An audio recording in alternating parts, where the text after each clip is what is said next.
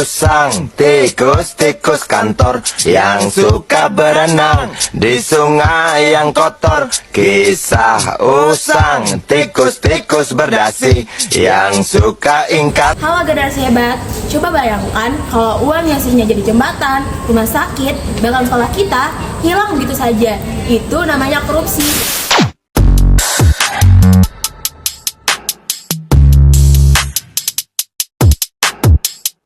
Apa sih korupsi? Nah, korupsi adalah tindakan penyalahgunaan kekuasaan atau jembatan untuk keuntungan pribadi atau kelompok yang merugikan negara, masyarakat. Di Indonesia, korupsi seringkali menjadi masalah sistematik dan budaya yang sulit diberantas. Nanti tolong gunakan buat kita punya kegiatan. Tolong dengan perlengkapan urusan.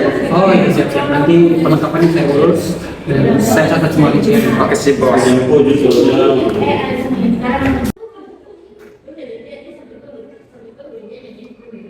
Andres, Kenapa marah-marah nih?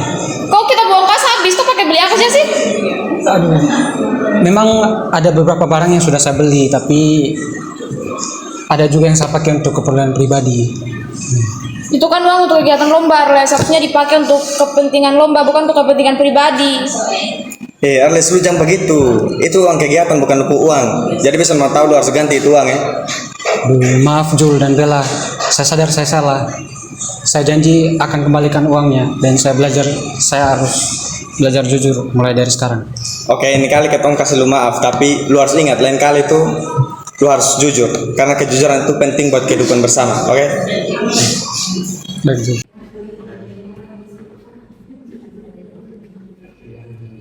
Nah, apa sih dampak korupsi pada kita? Dampak yang dapat terjadi pada kita yaitu jalanan rusak, pendidikan jadi mahal, pelayanan kesehatan tidak maksimal. Kenapa? Karena anggarannya dipotong. Korupsi mencuri masa depan kita. Mengapa orang melakukan korupsi? Bisa karena tamak, tidak ada rasa malu, atau karena sistem yang lemah. Tapi ingat, alasan utama adalah pilihan untuk berbuat curang. Lalu yang keempat, bagaimana strategi penindakan korupsi? Tindakan korupsi di Indonesia dilakukan oleh berbagai institusi seperti KPK, Kepolisian, Kejaksaan, dan BPKP. Strategi utama KPK dikenal dengan Trisula Pemberantasan Korupsi, yaitu penindakan, pencegahan, dan pendidikan. Lalu, bagaimana peran generasi muda? Nah, ini bagian penting. Kita sebagai anak muda harus jadi agen perubahan. Jangan permisif, jangan menutup mata, tolak suap kecil saat di sekolah atau di jalan. Itu awal yang besar. Tanamkan 9 nilai anti korupsi. Pertama, jujur, peduli, mandiri, disiplin, tanggung jawab, kerja keras, sederhana, berani, dan adil. Jadikan ini gaya hidup kita sehari-hari. Pada tahun 2024, jumlah kasus korupsi yang ditangani menurun dibandingkan tahun sebelumnya dengan 364 kasus disidik dan 888 tersangka diungkap. Namun masih banyak tantangan seperti minimnya penanganan di beberapa daerah dan perlu diperbaiki regulasi untuk mendukung penindakan yang lebih efektif.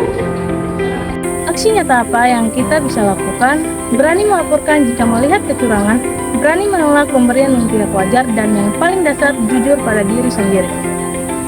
Ingat, Melawan korupsi itu bukan tugas satu orang, tapi tugas 7 miliar orang.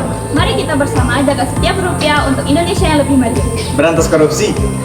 Mulai dari kita, sekarang juga.